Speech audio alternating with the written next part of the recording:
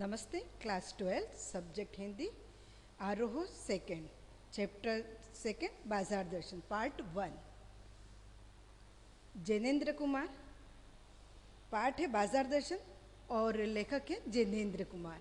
हम जैनेन्द्र कुमार जी का जीवन परिचय पढ़ लेते हैं। जन्म उनका हुआ था 1905 अलीगढ़ उत्तर प्रदेश। उनकी प्रमुख रचनाएं हैं परख, अनाम, स्वामी सुनीता, त्यागपत्र, कल्याणी, जयवर्धन, मुक्तिबोध ये उपन्यास हैं। वातायन, एक रात, दो चिड़िया, फांसी, नीलम देश की राजकन्या, पाजेब, कहानी संग्रह।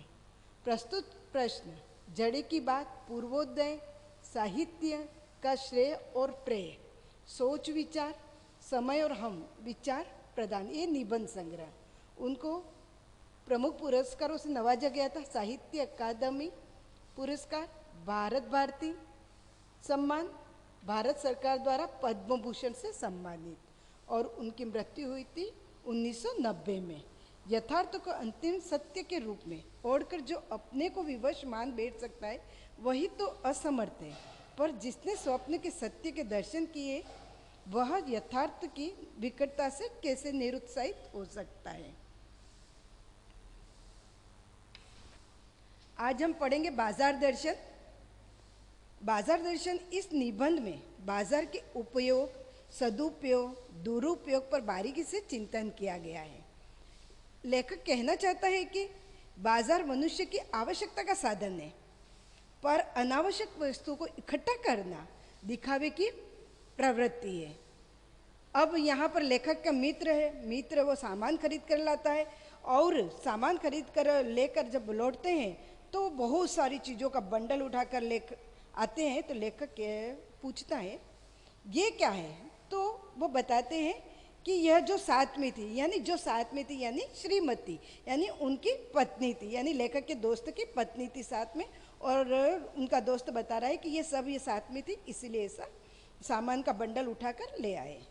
अब यहाँ पैसों की पावर तभी बताइए कि पैसा पावर है कि किस तरह पैसा पावर है। लोग दिखावे के लिए क्या क्या नहीं करते हैं, अपने घर में सामान, हामान, बंगला, कोठी आदि सब इकट्ठा कर देते हैं। फिर बाजार का आकर्षण, और मित्र महोदय हैं वह भी है ना, कहते हैं कि बाजार तो क्या है, शैतान का जाल है। वह तो यही न्योता देता है, आओ मुझे खरीदो, मैं तुम्हारे लिए हूँ। अब हम पढ़ते हैं आगे कि एक बार की बात कहता हूँ। मित्र बाजार गए तो थे कोई एक मामूली चीज लेने, पर लौटे तो एकदम बहुत से बंडल थे। मैंने कहा यह क्या? बोले यह जो साथ थी। उनका आशय था कि यह पत्नी की महिमा, यानी यह जो साथ थी वह कौन थी? उनके साथ उनकी पत्नी थी, लेखक के मित्र की पत्नी थी। उस महिमा का मैं कायल हूँ। आदिकाल से इस विषय में पति से पत्नी की ही प्रमुखता प्रमाणित है, और यह व्यक्तित्व का प्रश्न नहीं, स्त्रीत्व का प्रश्न है। यानी यहाँ स्त्रीत्व का प्रश्न यह है कि स्त्री है वह घर में सामान को जोड़ती रहती है, जोड़ती रहती है, जोड़ती रहती है। स्त्री माया न जोड़े तो क्या मैं जोड़ूं? यानी कह रहे हैं कि जब घर की स्त्री है, यानी जो पुरुष कमा के लेकर आते हैं, और स्त्रियां है वह घर में सामान को जोड़ती रहती है।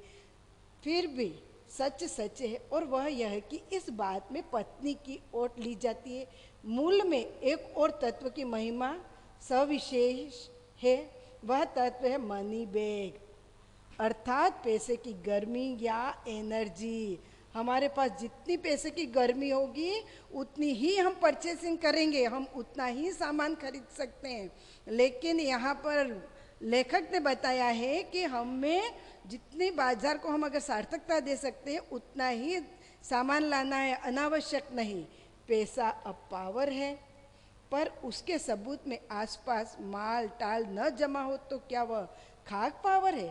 पैसों को देखने के लिए बैंक हिसाब देखिए, पर माल, असबाब, मकान, कोठी तो अनदेखी भी देखते हैं। यहाँ पर है ना, बैंकों में जमा पैसा कोई नहीं देखता है। घर मकान वगैरह, कोठी गाड़ी बंगले सोफे, ये सारी चीज़ें देखी जाती है। अरे उसके पास तो इतना सारा सामान है, अरे इतना है। और अगर बैंक में पैसा हो तो उसको कोई नहीं पूछता है। पैसे की उस परचेजिंग के प्रयोग में ही पावर का रस है। लेकिन नहीं, लोग संयमी भी होते हैं।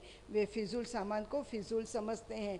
यानी हम बाज़ार जाते हैं, बाज़ार हमें चकाचौंध न करता है, हम ये सामान ले वो सामान ले, लेकिन अनावश्यक हम सामान को इकट्ठा करते हैं तो हम बाज़ार को सार्थकता नहीं दे सकते। वे पैसा बहाते नहीं हैं और बुद्धिमान होते हैं। बुद्धि और संयम पूर्वक वह पैसों को जोड़ते जाते हैं। वह पैसे की पावर को इतना निश्चय समझते हैं कि उसके प्रयोग की परीक्षा उन्हें दरकार नहीं है, यानी इच्छा नहीं है। उनकी भी इच्छा है, लेकिन वह समझते हैं कि अनावश्यक पैसा खर्च करना वह जरूरी नहीं है, हमें उसको बचाना भी है।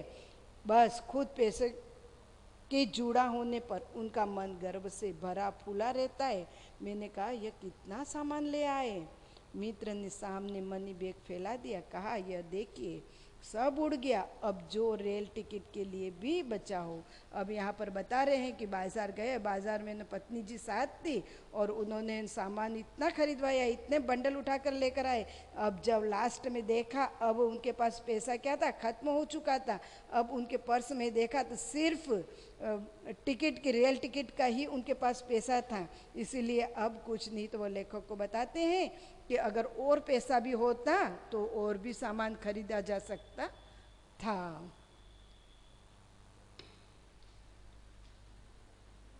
मैंने तब तय माना कि और पैसा होता और सामान आता। वह सामान जरूरत की तरह देखकर नहीं आया, अपनी परचेजिंग पावर के अनुपात में आया है। लेकिन ठहरिए, इस सिलसिले में एक और भी महत्व का तत्व है जिसे नहीं भूलना चाहिए। उसका भी इस कर्तव्य में बहुत कुछ हाथ है। वह महत्व है बाजार। मैंने कहा, यह इतना कुछ नाहक ले आए। अब यहाँ पर लेखक कह रहे, अरे तुम तो इतना सारा सामान लेकर आए। अब मित्र महोदय क्या कहते हैं? मित्र बोले, कुछ न पूछो, बाजार है कि शैतान का जाल है। ऐसा सजा सजा कर माल रखने की बेहया ही हो जो न फंसे, यानी ऐसा ही कोई हो कि जो फंसे ही नहीं। यानी हर कोई व्यक्ति है वह इस बाजार की चकाचौंध, यानी इतना बाजार को सजा सजा के रखते हैं कि न चाहते हुए भी उस बाजार की ओर लोग आकर्षित होते हैं और ये खरीदूं वो खरीदूं, क्या छोड़ूं, ये सोचते रहते हैं। और फिर जो सामान की ज़रूरत नहीं है वह सामान भी अनावश्यक लेकर घर में रख देते हैं और फिर वह सामान की कोई ज़रूरत नहीं पड़ती है। तो यह क्या हुआ, अनावश्यक सामान को इकट्ठा करना जरूरी नहीं है। हमें जितने सामान की ज़रूरत है, जितनी चीज़ों की ज़रूरत है, उतना ही इकट्ठा करना है। मैंने मन में कहा, ठीक, बाजार आमंत्रित करता है कि आओ मुझे लूटो और लूटो। अब बाजार है, बाजार तो इसीलिए है कि तुम मुझे आओ, खरीदो, जितना खरीद सकते हो, जितना मुझे लूट सकते हो, लूटो लूटो, सब भूल जाओ, मुझे देखो। बाजार क्या कहता है कि तुम अपना मनी वनी सब छोड़ दो, सिर्फ मुझे देखो कि मेरा रूप और किसके लिए है। यानी ये प्रश्न किया गया कि मैं इतना सजा धजा हूँ और हमारा मन हमारे कंट्रोल में नहीं है, इसलिए वो बाजार कहता है मेरा रूप और किसके लिए है। यानी ये मैं इतना सजा हुआ हूँ तो किसके लिए हूँ, मैं तुम्हारे लिए हूँ।